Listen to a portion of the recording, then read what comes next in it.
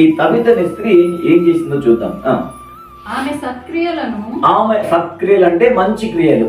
ఆమె నిజంగా చేసిన మంచి క్రియలను, ధర్మ కార్యములను, ఆమె సత్క్రియలను, ధర్మ కార్యాలు అంటే మంచి కార్యాలు చేసేదంట. ధర్మం, పొరుగు వారికి హెల్ప్ చేసేదే ధర్మ కార్యాలు. పొరుగు వారికి కదా, ఒకవేళ ఎవరైనా వచ్చి ఆపద వచ్చి కూడా దగ్గరికి అక్క ఒక 200 నుండి అక్క మా ఆయన వచ్చినకి ఇస్తా అంటే ఉంచుకొని కూడా ఫస్ట్ మనకు వచ్చే మాట ఏంటి?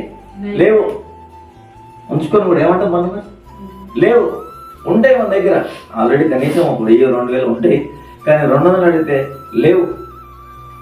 నా దగ్గర లేవక్క, ఉండే ఇందాకే ఆయన వస్తే ఇచ్చేసిన కదా, ఇందాకే కట్టేదంటే కట్టేసిన, ఉట్టిదే, అన్ని ఉట్టి మాటలే, కానీ వాస్తవానికి ఉంటాయి. హల్లెలూయా. కానీ అలా ఉండదంట. ధర్మ కార్యాలు చేసిందంటేమో ధర్మ కార్యములను బహుగా చేసి ఉండేను. కొన్ని కూడా కాదంట, చాలా.